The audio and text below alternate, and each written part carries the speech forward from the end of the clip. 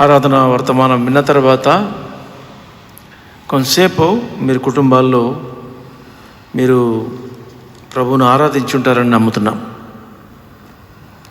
లోకంలో మనకున్నటువంటి స్థితిగతులను బట్టి చూస్తే దేవుని యొక్క ప్రేమకు మనం ఏమాత్రం కూడా మనం పాత్రులం కాదు. అనేక విషయాల్లో కుదువబడి పరిశుద్ధమైనటువంటి దేవుని యొక్క సహవాసాన్ని కోల్పోయినటువంటి పరిస్థితులు కలిగినటువంటి వారం. అటువంటి మనల్ని ప్రభు క్షమించి కనికరించి కృప చూపించి మన యొక్క ఆయుష్కాలాన్ని ఆయన పొడిగిస్తున్నారు. గత దినాల్లో 36వ అధ్యాయము యెషయా గ్రంథంలో మనం చూసినటువంటి సందర్భాలు మన జ్ఞాపకంలో ఉన్నాయి. దేవుడు తన ప్రజలైనటువంటి ఇశ్రాయేలీలు వారి యొక్క అపరాధమును బట్టి తప్పిదాన్ని బట్టి పాపాన్ని బట్టి వారిని క్షమించి వారిని తిరిగి సమకూరుస్తానని వారికి వాగ్దానం ఇచ్చాడు. అనేక విషయాల్లో కుదువబడినటువంటి వారం, అనేక విషయంలో దేవుని యొక్క మాటకు అవిధేయత చూపించి దేవుని యొక్క చిత్తానికి వ్యతిరేకంగా జీవించినప్పటికీ కూడా ప్రభువు కనికరించి మనల్ని క్షమిస్తూ సమకూరుస్తున్నాడు అన్న విషయాన్ని మరి 36వ అధ్యాయంలో మనం చూసాం. 26వ వచనంలో 36వ అధ్యాయంలో నూతన హృదయం మీకు ఇచ్చేదను, నూతన స్వభావమును మీకు కలుగజేసేదను, రాతి గుండె మీలో నుండి తీసివేసి మాంసపు గుండెను మీకు ఇచ్చేదను, నా ఆత్మను మీ మీద ఉంచేదను, నా కట్టడలను అనుసరించి వారిని గాను నా విధులను గైకొని వారిని గాను మిమ్మల్ని చేసేదను. ఈ మాటలన్నీ కూడా గతంలో మనం చూసాం. 36వ అధ్యాయంలో యెహెజ్కేలు గ్రంథంలో వారిని తిరిగి సమకూర్చడానికి మీరు ఇష్టపడ్డారు, ప్రభు ఇష్టపడ్డాడు. అనేక సార్లు వారు ప్రభువుకు విరోధంగా జీవించినప్పటికీ, విగ్రహారాధికులైనప్పటికీ, తర్వాత దేవుని యొక్క మాటకు అవిధేయులుగా ఉన్నప్పటికీ కూడా దేవుడు వారిని ప్రేమించి తన ప్రజలు కాబట్టి వారికి ఇవ్వబడినటువంటి వాగ్దానాన్ని మరి వ్యర్థపరచకుండా సమకూర్చినట్టుగా మనం చూస్తాం. 37వ అధ్యాయంలోకి వచ్చినప్పటికీ దేవుడు ఎటువంటి స్థితిలో ఉన్నటువంటి వారిని, కేవలము నిరీక్షణకు కూడా ఆధారం లేనటువంటి తన ప్రజలైనటువంటి వారిని నేను రక్షించగలను, ఏ పరిస్థితుల్లో ఉన్నా కూడా నేను సమకూర్చగలను అన్నటువంటి విషయాన్ని మరి 37వ అధ్యాయంలో మనం చూస్తాం. యెహెజ్కేలు గ్రంథం 37వ అధ్యాయము మొదటి కొన్ని వచనాలు చదువుతాను. యెహోవా హస్తము నా మీదకి వచ్చెను, నేను ఆత్మవశుడై ఉండగా యెహోవా నన్ను తోడుకుని పోయి ఎముకలతో నిండి ఉన్న ఒక లోయలో నన్ను దింపెను. ఆయన వాటి మధ్య నన్ను ఇటు అటు నడిపించుండగా ఎముకలు అనేకములు ఆ లోయలో కనపడెను. అవి కేవలము ఎండిపోయినవి. ఆయన నరపుత్రుడా, ఎండిపోయిన ఈ ఎముకలు బ్రతకగలవా అని నన్ను అడుగగా, ప్రభువా యెహోవా అది నీకే తెలియనట్టుని. అందుకు ఆయన ప్రవచనం ఎత్తి ఎండిపోయిన ఎముకలతో ఇట్లనుము, ఎండిపోయిన ఎముకలారా యెహోవా మాట ఆలకించుడి. ప్రార్థన చేస్తాం. ప్రభువా, యుగాంతం ముందున్నటువంటి మాకు మీరు రాసి ఉంచినటువంటి యొక్క వాక్య భాగాలకై మీకు స్తోత్రములు. దయతో మీ రక్త ప్రోక్షణతో శుద్ధీకరించి మేలు కొరకై ఈ సమయంలో మమ్మల్ని వాడుకోనండి. యేసుక్రీస్తునామమున ప్రార్థించి విడిచినాం తండ్రి, ఆమెన్. మనం చదివినట్టు యొక్క భాగంలో యెహోవా ఆత్మ యెహెజ్కేలు మీదకి వచ్చి యెహెజ్కేలును తోడుకొని మరి ఎముకలతో నుండి ఉన్న ఒక లోయలోనికి దింపెను. వాటి మధ్య నన్ను ఇటు అటు నడిపించుచుండగా, మొట్టమొదటిగా యెహోవా హస్తము యెహెజ్కేలు మీదకి వచ్చినట్టుగా మనం చూస్తున్నాం. యెహెజ్కేలు మీదకి వచ్చినటువంటి యెహోవా హస్తము దేవుని యొక్క ఆత్మతో మరి దేవుని యొక్క ఆత్మవశునిగా చేసి మరి యెహెజ్కేలును ఒక ఎముకల చేత నిండినటువంటి లోయలోనికి దింపెను అన్నటువంటి మాటను మనం చూస్తాం.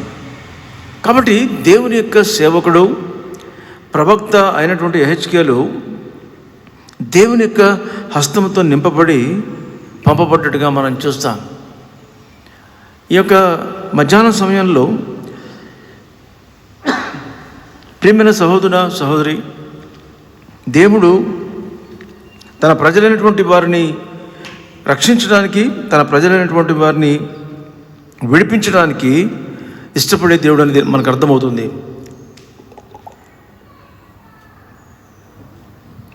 మనం చదివినటువంటి యొక్క భాగంలో దేవుని హస్తంతో నడిపింపబడినటువంటి ఈ దేవుని యొక్క సేవకుడు ఎముకల చేత నింపబడినటువంటి స్థలంలోకి వచ్చాడు. కాబట్టి దేవుని హస్తంతో నింపబడి నీవు నేను కేవలము దుస్థితి కాదు, మన యొక్క జీవితాలు నిరీక్షణకు ఆధారం లేనప్పుడు, కృంగిపోయి పడిపోయి ఏమాత్రం కూడా దేవుని చేత ప్రేరేపించబడడానికి అవకాశం లేని స్థితిలో మనం ఉన్నప్పుడు దేవుని యొక్క సేవకులను మనం పడి ఉన్నటువంటి మన స్థితిలోనికి, మన స్థితి దగ్గరికి ప్రభు తీసుకొస్తున్నట్టుగా మనం చూస్తాం. ఆయన యొక్క ప్రేమ, మన యొక్క పరిస్థితి ఏ విధంగా ఉందంటే నిరీక్షణకు ఆధారం లేదు. ఎండిపోయినటువంటి ఎముకలు ఆ లోయలో ఉన్నాయి. ఎండిపోయిన ఎముకలను చూసి ఎవరు బ్రతుకుతాయి, వీటిలో ప్రాణం వస్తుంది, జీవం వస్తుందని కనీసము ఊహించడానికి కూడా, దాని గురించి మాట్లాడడం కూడా ప్రపంచంలో ఎవరు ఇష్టపడరు. కాబట్టి దేవుడు ఆ ప్రవక్తను అక్కడికి తీసుకెళ్ళాడు. ఎందుకంటే దేవుని యొక్క వర్తమానంతో తీసుకెళ్ళాడు. అక్కడ ఉన్నటువంటి దేవుని యొక్క ప్రజలు కేవలము మరి ఎండిపోయి ఓడిపోయి భయంకరమైనటువంటి స్థితిలో ఏమాత్రం కూడా తిరిగి బ్రతకడానికి అవకాశం లేని స్థితిలో ఉన్నప్పుడు దేవుని యొక్క దాసుడు అక్కడికి పంపబడ్డాడు. దీన్ని బట్టి మనం ఏం అర్థం చేసుకోగలమంటే దేవుడు తన వాక్కును మనముండే నిరీక్షణకు ఆధారం లేని పరిస్థితిలోనికి ఆయన పంపించి మనల్ని తిరిగి నూతనపరచడం అనేది దేవుని యొక్క దయగల ఉద్దేశం అని అర్థం చేసుకోవాలి. మనకున్న పరిస్థితులను బట్టి మన దగ్గరికి ఎవరు రారు. దేవునికి అవిధేయమైన కారణం చేత దేవుని యొక్క ప్రేమను చేతులారా పోగొట్టుకొని నష్టపోయి శిథిలావస్థలో ఉన్నటువంటి మన యొద్దకు దేవుడు తన యొక్క మాటను, తన యొక్క దాసులను పంపిస్తున్నట్టుగా మనం చూస్తాం. కాబట్టి మనము గమనించినట్లయితే మనకున్న పరిస్థితులు, నీ యొక్క నా యొక్క పరిస్థితులు కూడా ఆ లోయలో ఉన్నటువంటి ఎండిన ఎముకలు ఏ విధంగా అయితే దేనికి పనికిరావు, ఏమాత్రం కూడా నిరీక్షణకు ఆధారం లేనట్టుగా నీ కుటుంబము, అనేకసార్లు మనందరి కుటుంబాల్లో మన పరిస్థితులు, మన ఆరోగ్య పరిస్థితులు, మనకున్నటువంటి ఆర్థికమైన పరిస్థితులు, మనకున్నటువంటి సంబంధ బాంధవ్యాలు, మన ఆత్మీయ స్థితిగతులన్నీ కూడా కేవలము నిరీక్షణకు ఆధారం లేనట్టుగా, మనం తిరిగి బాగుపడతామా అన్నట్టుగా ఉన్నటువంటి మన యొద్దకు ప్రభు తన యొక్క వర్తమానాన్ని పంపిస్తున్నాడు తన దాసుల ద్వారా. అది అనేక రకాలుగా పంపించవచ్చు. టీవీలో నువ్వు వింటున్న వాక్యం ద్వారా దేవుడు నీ యొక్క దుస్థితిలో తన యొక్క వాక్యాన్ని నీ దగ్గర తీసుకొచ్చాడేమో. దేవుని యొక్క మందిరంలో వినడం ద్వారా, దినపాటలను నువ్వు వాక్యాన్ని చదువుతున్నప్పుడు దేవునితో మాట్లాడడానికి తానే నీ యొద్దకు వచ్చినట్టుగా మనం చూస్తాం. ఎవరు వస్తారండి? ఎండిపోయినటువంటి ఎముకలు అక్కడ ఉంటే ఆ ప్రాంతానికి ఎవరు వెళ్ళడానికి కూడా ఇష్టపడరు. మనం అనేక సార్లు ఈ సమాధుల తోటలోనికి వెళ్ళినప్పుడు క్రింద మనుషుల ఆ ఎముకలు కనపడుతున్నప్పుడు ఎంతో భయంగా, ఇబ్బందికరంగా అనిపిస్తుంది. అనేక సార్లు మనిషి యొక్క ఎముకలు తగులుతున్నాయి నా కాళ్ళకని. అటువంటిది ఆ లోయ అంతా కూడా ఎముకల చేత నింపబడ్డప్పుడు అక్కడికి ఎవరు వెళ్తారు? అయితే దేవుని యొక్క హస్తము ఒక దేవుని యొక్క సేవకుని చేత నడిపించబడుతూ దేవుని యొక్క ఆత్మవశుడైనటువంటి దేవుని యొక్క సేవకుడు ఆ లోయలోనికి వచ్చినట్టుగా మనం చూస్తున్నాం. ఈ మధ్యాహ్న సమయంలో మన స్థితిగతులను మార్చడానికి, మనకుండే పరిస్థితులు కేవలం ఆందోళనకరంగా, ఏమాత్రం కూడా నిరీక్షణకు ఆధారం లేనప్పుడు ఈ వాక్యాన్ని వింటున్నటువంటి నీ యొక్క పరిస్థితులు ప్రస్తుతము ఒకవేళ ఎండిపోయినటువంటి ఎముకలు ఆ లోయలో పడినట్టుగా నీ జీవితాలు ఒకవేళ ఉన్నాయేమో. మన జీవితంలో మన యొక్క ఆత్మీయ స్థితిగతులు అనేక మంది మన యొక్క ఆత్మీయమైన స్థితిగతులు ఎట్లా ఉన్నాయంటే తిరిగి మనము నూతనపరచబడగలమా? మన ఆత్మీయ స్థితి తిరిగి సమకూర్చబడుతుందా? ఏంటి నా జీవితంలో నీ పతనము, నా జీవితంలో ఎండిపోయిన స్థితి ఏంటి అని మనం ఆలోచన చేసినట్లయితే మనం తిరిగి సమకూర్చబడడానికి అవకాశం లేని పరిస్థితిలో ఉన్నాం. అయితే ఈ సమయంలో ప్రభు మనకు జ్ఞాపకం చేస్తుంది ఏంటంటే, నిజమే, మీరు ఎండిపోయిన స్థితిలో ఉన్నారు, ఎండినటువంటి ఎముకలు, మీలో ఏమాత్రం కూడా జీవం లేదు, మీరు బ్రతకడానికి అవకాశమే లేదు. ఏదో కొర ప్రాణాల్లో ఉన్నవాడినో పలానా వాడిని బ్రతికించడానికి ఒకవేళ ఏదో ప్రయాసపడవచ్చు, కానీ చనిపోయి ఎన్నో సంవత్సరాలు అయిపోయింది, వారు తిరిగి బ్రతకడానికి అవకాశమే లేదు. అటువంటి వారి యొద్దకు దేవుని యొక్క సేవకుడు పంపబడ్డట్టుగా మనం చూస్తున్నాం. మన యొద్దకు కూడా ఈ సమయంలో తన వాక్యాన్ని తన ఆత్మ ద్వారా దేవుడు మన దగ్గర తీసుకొస్తున్నాడు. దేని కొరకంటే, ఎండిపోయినటువంటి ఎముకలు, ఏమాత్రం కూడా మరి నిరీక్షణకు ఆధారం లేని పరిస్థితులు ఉన్నటువంటి ఆ ఎముకల యొద్దకు, ఆ స్థితిలో ఉన్నటువంటి మన కుటుంబాలను, మన పిల్లలను, మన ఆత్మీయ స్థితిగతులను, మన సంఘాలను దేవుడు తిరిగి నూతనపరచాలన్నది ఈ మాటల యొక్క ఉన్నతమైన ఉద్దేశం. యాకోబు తప్పు చేశాడు, అన్నను వాళ్ళ నాన్నను మోసం చేశాడు, మోసం చేసి పారిపోతూ ఉన్నాడు. ఆదికాండం 28వ అధ్యాయము 12వ వచనం, 14, 15 వచనాలు మనం గమనిస్తే, తను ఏమాత్రం కూడా మరి తను సరైనటువంటి పని చేసినట్టుగా తన మనసాక్షి తనతో చెప్పదు. తను తప్పు చేశాడు, తను మోసం చేశాడు, అన్నను మోసం చేశాడు, తండ్రిని మోసం చేశాడు. దేవుని యొక్క వాగ్దానం కలిగినటువంటి ఈ యొక్క యాకోబు మరి అన్నను తండ్రిని మోసం చేసి పారిపోతున్నటువంటి పరిస్థితిలో ఉన్నాడు. అప్పుడు దేవుడు ఏమనాలి? నీ జీవితము ఇంతే, నువ్వు బాగుపడవు, నేను నిన్ను ఆశీర్వదిస్తానని చెప్పిన తర్వాత కూడా ఏంటి నువ్వు మోసం చేయాల్సిన అవసరం ఏముంది అని దేవుడు అనలేదు. కానీ దేవుడు మరి యాకోబుతో అన్నటువంటి మాట దయచేసి గమనిస్తే 28వ అధ్యాయంలో 10వ వచనంలో 11వ వచనం, ఒకచోట చేరి ప్రొద్దుకుంకినందున అక్కడ ఆ రాత్రి నిలిచిపోయాను. ఆ చోటి రాళ్లలో ఒకటి తీసుకొని తనకు తలగడుగా చేసుకొని అక్కడ పండుకున్నాను. పారిపోతున్నటువంటి సందర్భం, అక్కడ పడుకున్నాడు. అప్పుడు అతడు కల కనెను. అందులో ఒక నిచ్చెన భూమి మీద నిలబడి ఉండెను, దాని కొన ఆకాశం నటెను. తర్వాత దేవుడిచ్చిన వాగ్దానం ఏంటంటే, నేను నీ దేవుడైన యాకోబు మరి అబ్రహాము దేవుడను ఇస్సాకు దేవుడను, నువ్వు పండుకున్న ఈ భూమిని నీకును నీ సంతానానికి ఇచ్చేదను. ఏంటి మాట? ఏంటి నువ్వు చేసిన పాపం ఏంటి? ఇంత భయంకరమైన మోసం చేశావు, నీ పేరుకు తగినట్టుగా జీవించావు, నువ్వు అనుభవించు, నువ్వు భయంకరమైన శ్రమ పడతావులే అని చెప్పాల్సిన దేవుడు ఏమంటున్నాడు? 14వ వచనంలో, నీ సంతానము భూమి మీద లెక్కకు ఇసుకరను వలెనగును, నీవు పడమటి తట్టును, తూర్పు తట్టును, ఉత్తరపు తట్టును, దక్షిణపు తట్టును వ్యాపించదవు. భూమి యొక్క వంశములన్నీ నీ మూలముగాను నీ సంతానం మూలముగాను ఆశీర్వదించబడును. ఇదిగో నేను నీకు తోడేండు, నువ్వు వెళ్ళు, ప్రతి స్థలమందు నిన్ను కాపాడుచు ఈ దేశంలో నిన్ను మరలా రప్పించదను. నేను చెప్పినది నెరవేర్చు వరకు నిన్ను విడువనని చెప్పగా. చూడండి, ఒక్క మాట కూడా గద్దింపు కనపట్లేదు ఇక్కడ. కారణం ఏంటంటే, దేవుని యొక్క వాగ్దానము యాకోబులో ఉంది. యాకోబు యొక్క జీవితంలో దేవుని యొక్క వాగ్దానం ఉంది. అందుకని దేవుడు పారిపోతున్నటువంటి ఇతనికి దేవుని యొక్క ప్రవక్త అయినటువంటి హెచ్కేల్ ఏ విధంగా అయితే దౌర్భాగ్యమైనటువంటి అసహ్యమైనటువంటి ఆ లోయలోనికి ఎండినటువంటి ఎముకల ఎదుకు వచ్చినాడు, అదేవిధంగా దేవుని యొక్క ఆత్మ, దేవుని యొక్క దూతలు మరి యాకోబును వెంటాడుతూ, యాకోబు కూడా పారిపోయి తండ్రిని అన్నను మోసం చేసినటువంటి యొక్క యాకోబును తను ఉండే స్థలంలో దర్శించినట్టుగా మనం చూస్తాం. కాబట్టి దేవుడు మనల్ని సమకూర్చాలని ఇష్టపడుతున్నాడు, కానీ మనకు ఆయన చెప్పే మాటలు వినపడుతున్నాయా?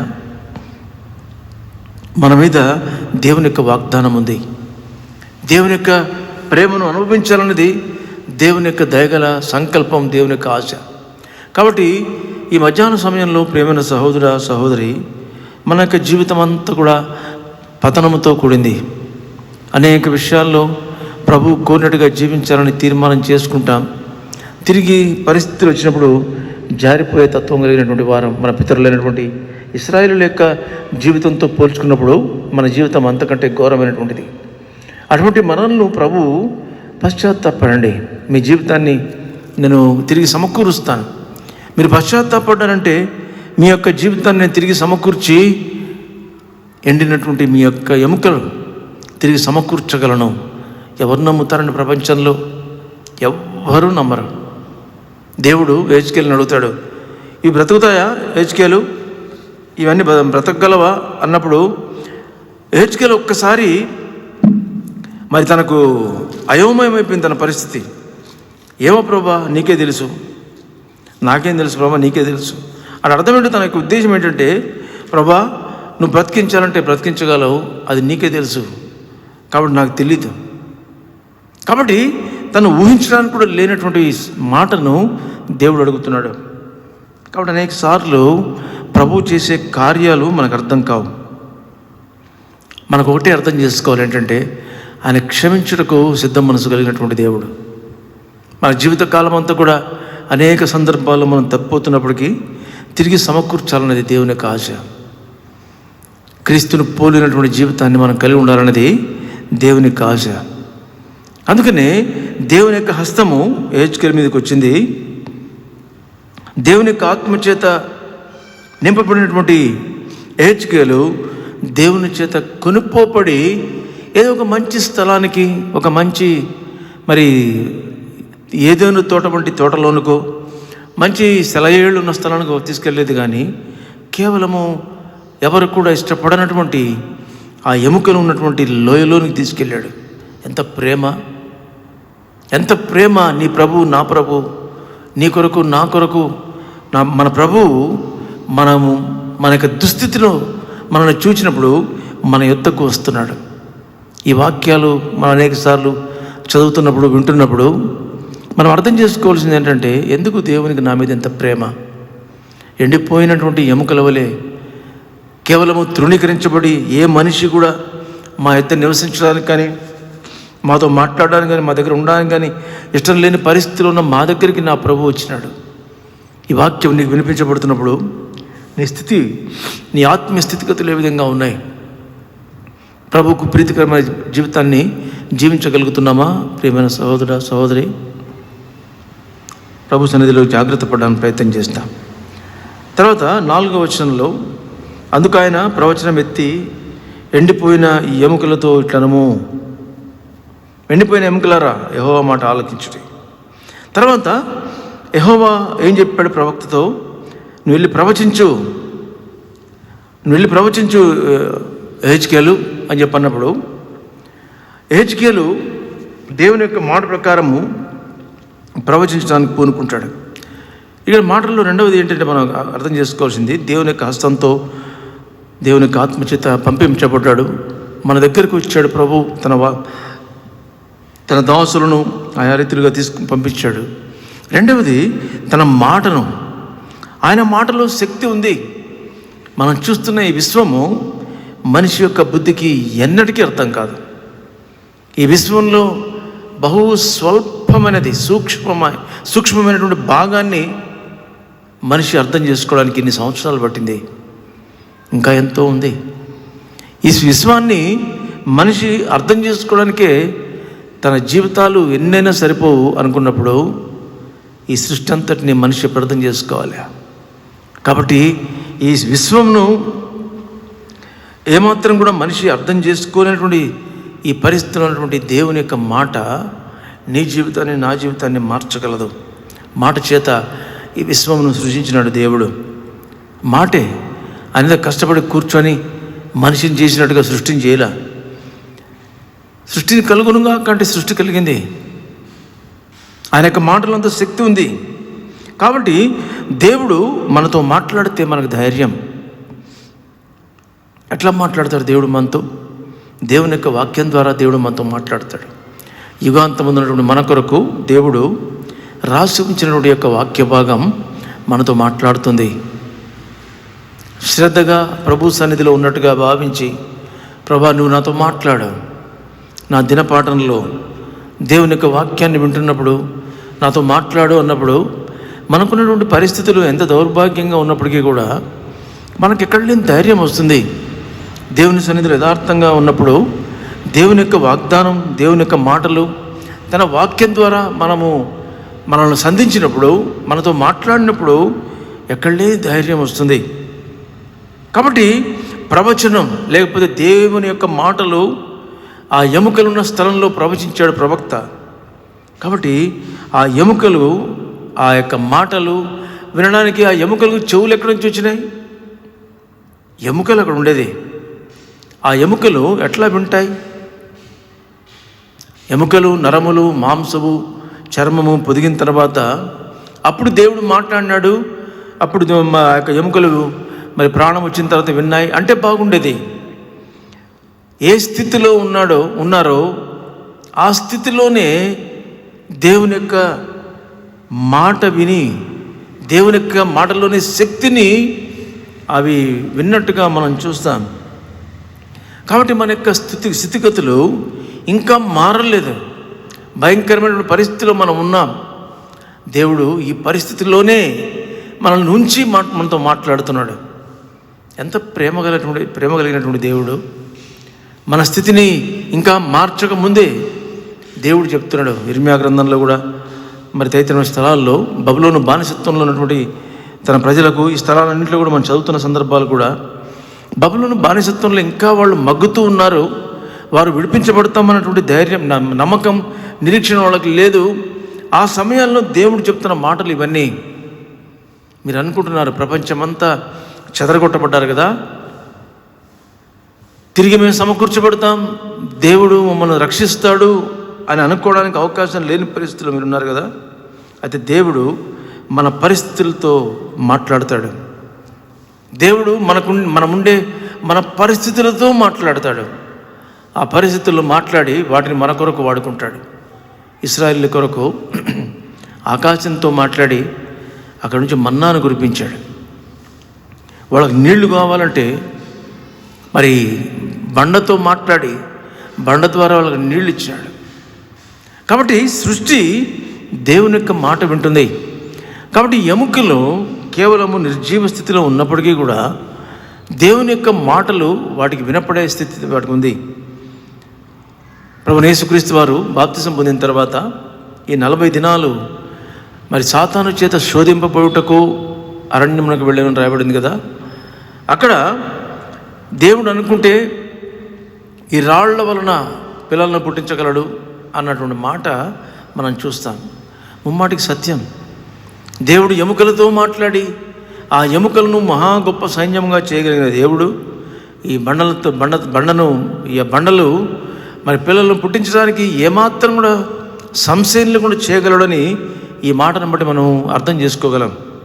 కాబట్టి దేవుడు మనకున్నటువంటి ఈ నిస్సహాయ పరిస్థితుల్లో మనకున్నటువంటి పరిస్థితులతో దేవుడు మాట్లాడతాడు. మనకింకా వినపడని స్థితి. ఎముకలు ఎట్లా వినగలవు?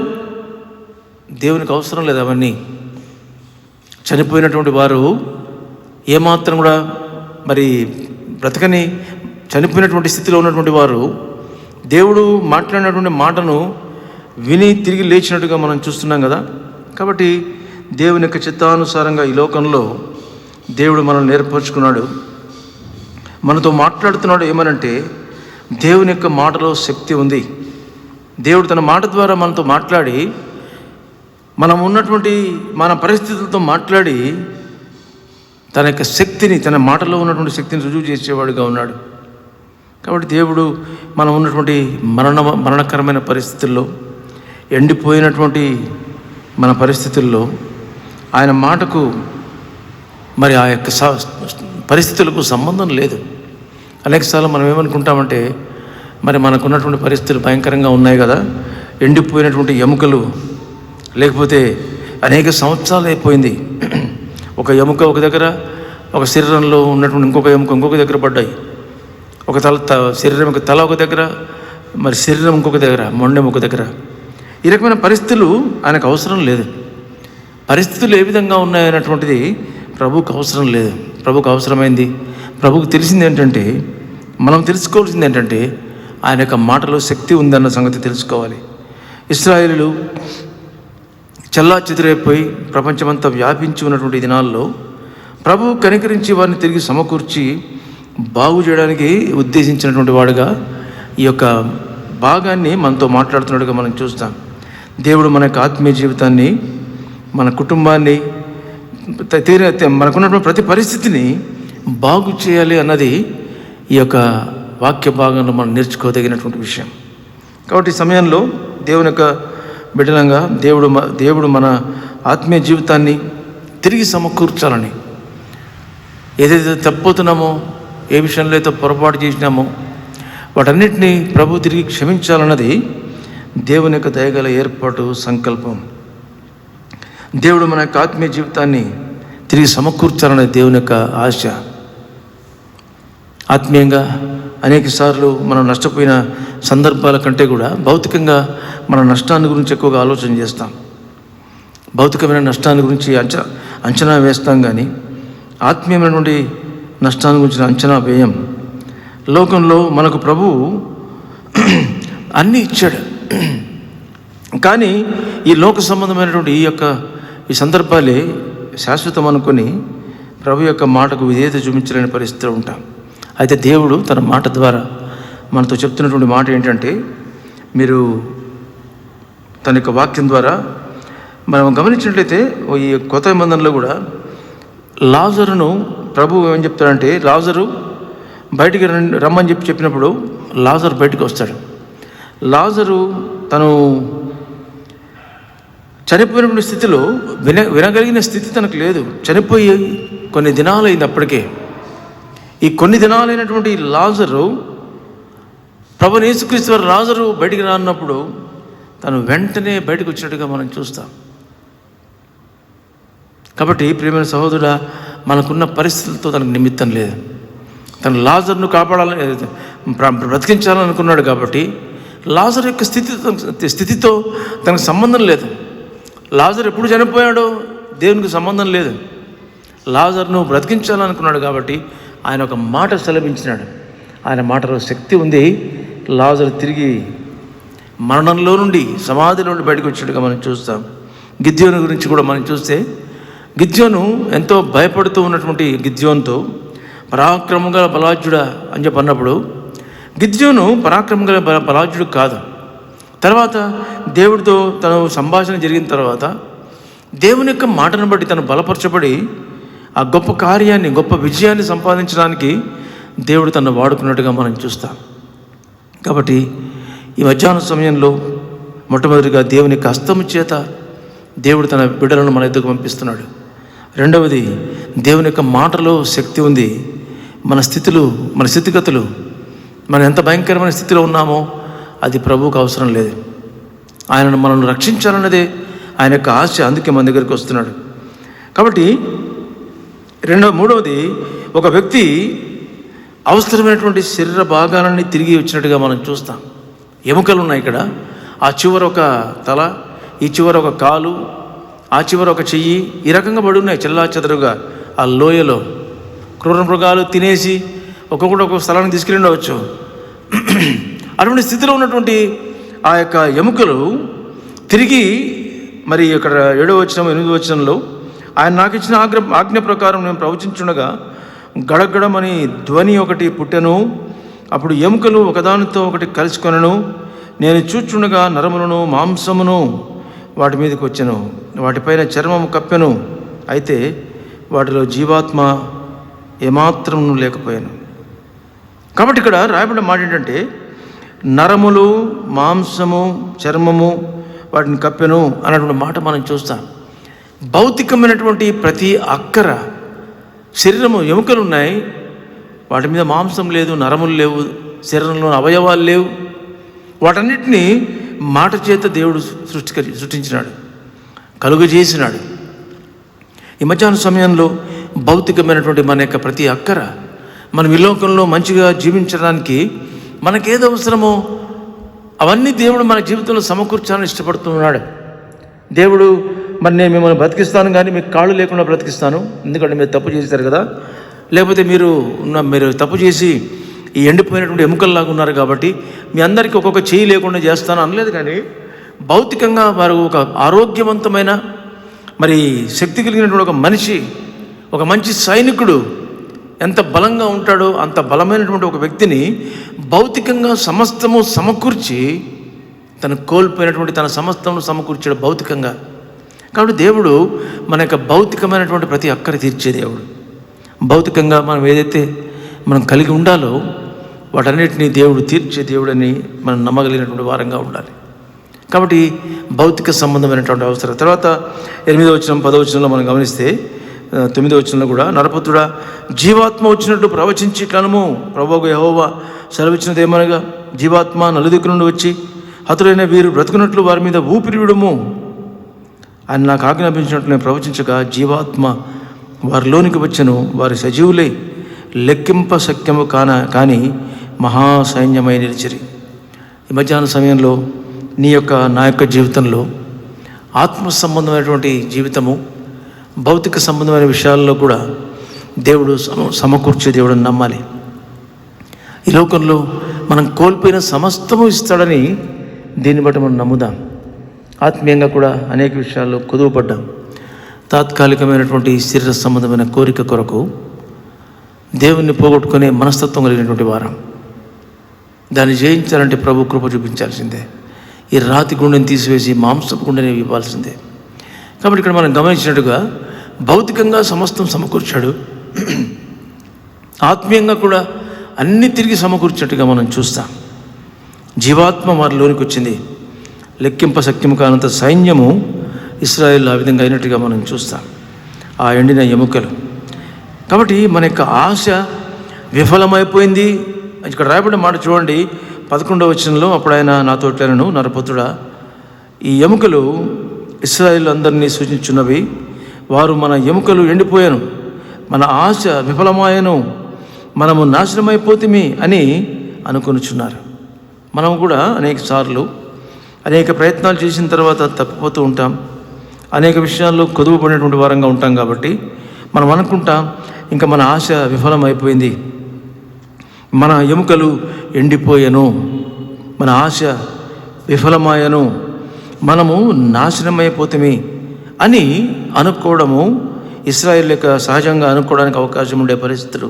నీవు నేను కూడా మనం ఉండే పరిస్థితులు, మన పిల్లల పరిస్థితులు, మన ఆరోగ్య విషయాల్లో, మన ఉద్యోగ విషయాలు, మన భవిష్యత్తును ఆలోచన చేసినప్పుడు మన ఆశ విఫలమైపోయింది, మన ఎముకలు ఎండిపోయినాయి, మన నాశనం అయిపోయినా మనల్ని ఎవరూ బాగు చేయలేరు అన్నటువంటి తలంపుతో మనం ఉంటే, ఈ యొక్క మాటలు నీకు నాకు జ్ఞాపకం చేస్తుంది ఏంటంటే, మనం నమ్మడానికి ఇంతకంటే ఘోరమైన స్థితిలో ప్రపంచంలో ఎవరు కూడా ఏ ఉదాహరణ కూడా ఇంతకంటే ఘోరమైనటువంటి ఉదాహరణ చెప్పలేడు.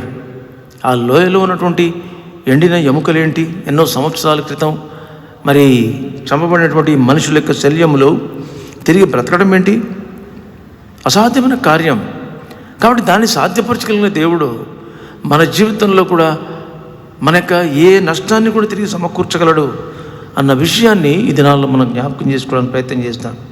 కాబట్టి ఏమంటున్నాడు 12వ వచనంలో, కాబట్టి ప్రవచనం ఎత్తి వారితో ఇట్లను, ప్రభువుకు యెహోవా సెలవిచ్చినది ఏమనగా, నా ప్రజలారా, మీరున్న సమాధులు నేను తెరిచెదను, సమాధుల్లో నుండి మిమ్మల్ని బయటికి రప్పించి ఇశ్రాయేలు దేశంలోనికి తోడుకొని వచ్చేదను.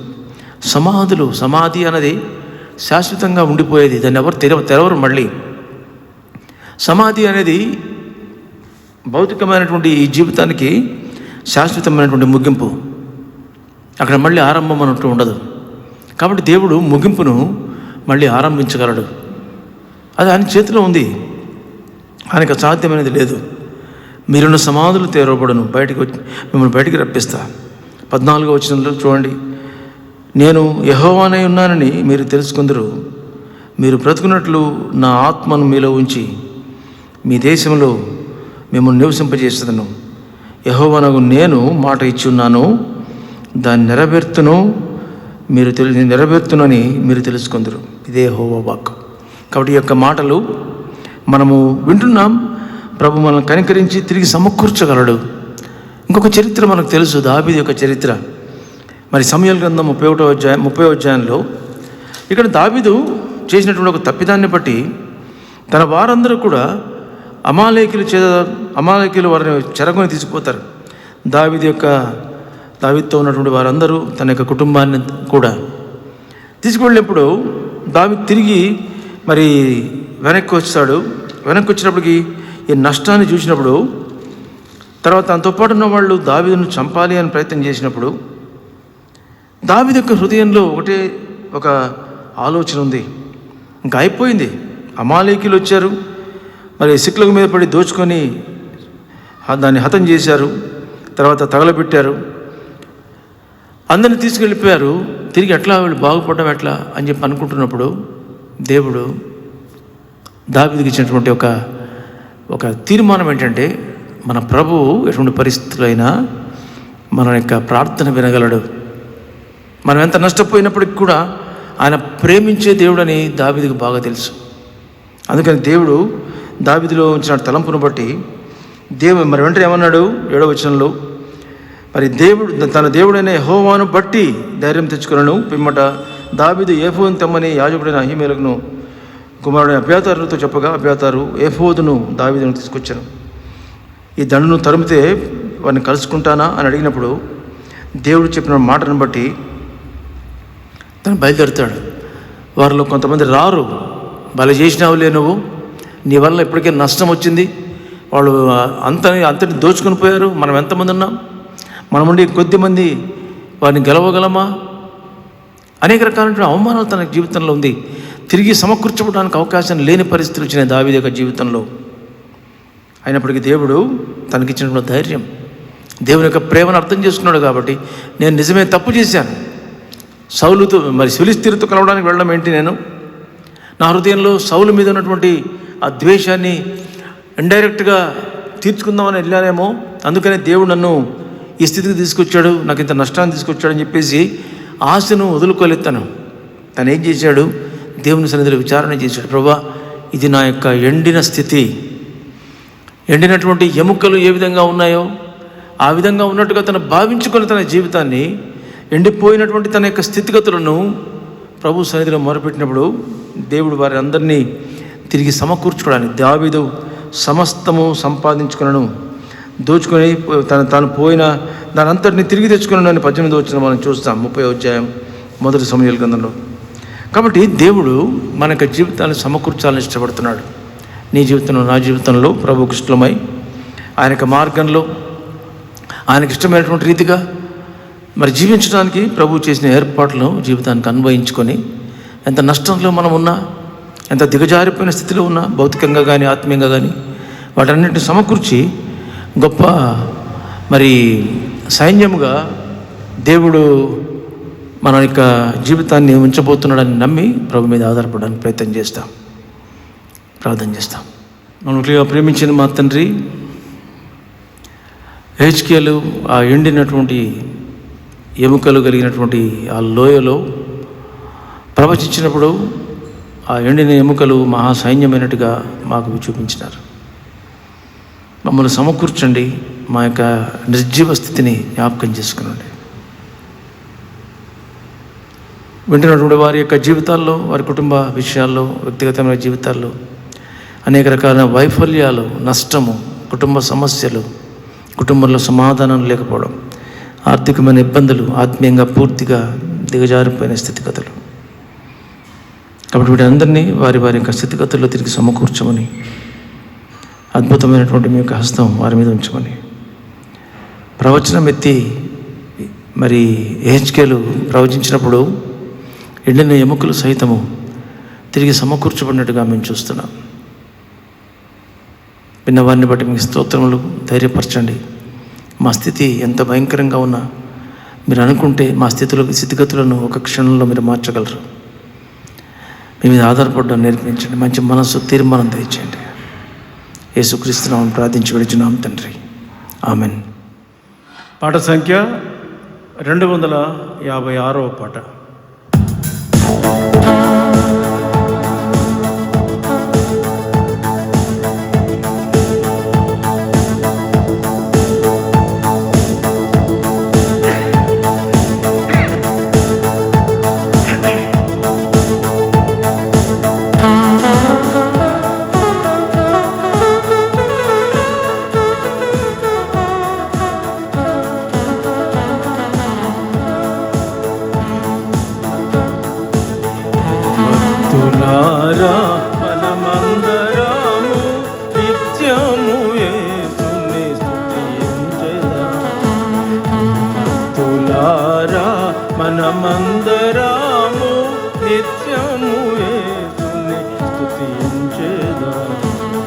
గతకాలమున మన ప్రభు యేసు నూతన దీవెనలను గతకాలమున మన ప్రభు నూతన దీవెనలను ఖ్యాతిగాను సగే మనకు ఖ్యాతిగాను సగే మనకు స్తుతించెదామేసుని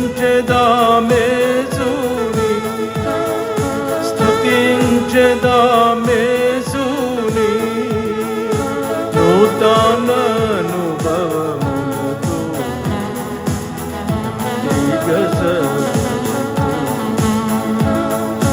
నూతన అనుభవము జాతిక సర్వశక్తు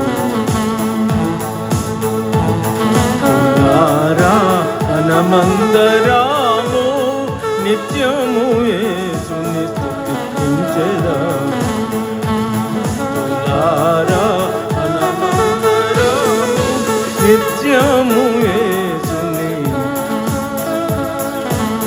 శక్తిమంతుడు మన ప్రభు యేసు నిత్యమును దీవించును శక్తిమంతుడు మన ప్రభు యేసు నిత్యమును దీవించును రక్షించును మనలా తానే రక్షించును మనలా తానే సంపూర్ణముగా కాయు సంపూర్ణముగా కాయు సత్యవంతుడు మన ప్రభు తపని సత్యవంతుడు మన ప్రభు మాట తపని తులారా మనమందరము నిత్యము యేసుని స్తుతించెదము తులారా మనమందరము నిత్యము యేసుని ఎన్ని శోధనలు వినున్నా తానే మనలను విడిపించును ఎన్ని శోధనలు తానే మనలను విడిపించును శోధింపబడెను యేసు శోధింపబడెను యేసు తన సహాయము నొసగు తన సహాయము నొసగు తను పాపవలె ప్రభు కాయును నిత్యము నిలుచును తను పాపవలె ప్రభు కాయును నిత్యము నిలుచును తులారా మనమందరము నిత్యము యేసుని స్తుతించెదము మనమందరము నిత్యము యేసుని శక్తిమంతుడు మన ప్రభు యేసు తొట్టిల్లకుండా కాపాడును శక్తిమంతుడు మన ప్రభు తొట్టిల్లకుండా కాపాడును నిర్దోషులనుగా ప్రభు నిర్దోషులనుగా ప్రభు సిద్ధును తన కృపలను తలచుము తన కృపలను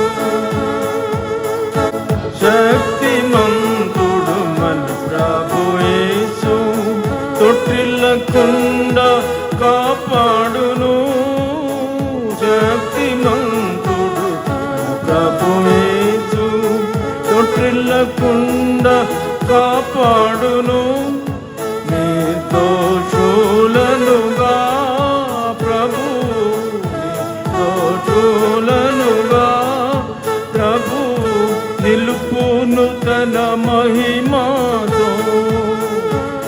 తెలుపును తన మహిమాతో, తలచుము తన కృపను.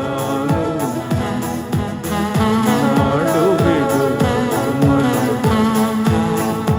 తలచుము తన కృపను. నాడు విడువను,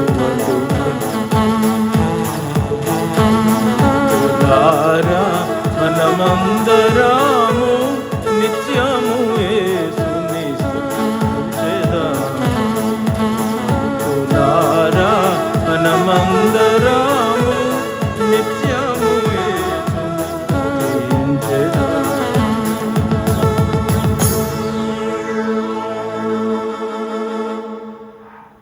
దయచేసి కార్యక్రమాలు యథావిధిగా మనకుండే ఈ యొక్క సమయాల్లో చూడడానికి ప్రయత్నం చేయడానికి మనవి చేస్తున్నాం. ప్రతి మంగళవారం 6 గంటలకు సహోదరుల గుడిగా, బుధవారం 7 గంటలకు సంఘ ప్రార్థన, శుక్రవారం 7 గంటలకు రాత్రి బైబిల్ స్టడీ. ఈ రకమైనటువంటి కార్యక్రమాలు మీరు చూడొచ్చు. ఆదివారం 10 గంటలకు ఆరాధన, 2 వర్తమానాలు ఉంటాయి. అదేవిధంగా ఈరోజు రాత్రి కూడా 7 గంటలకు సువార్త కూడిక ఉంటుంది. దయచేసి చూడడానికి ప్రయత్నం చేయండి. అనేకులు కూడా చూడడానికి అవకాశాన్ని కల్పించండి. అది మీకు ఆశీర్వాదకరం. మమ్మల్నిగా ప్రేమించిన మా తండ్రి, ఈ యొక్క కార్యక్రమాలన్నింటినీ నెరవేర్చగలిగినట్లుగా మాకు మీ కృప దయచేయమని ప్రతిమాలుతున్నాం. ఈ వారం అంతటి కొరకై దయతో సిద్ధపరచండి ప్రభువా.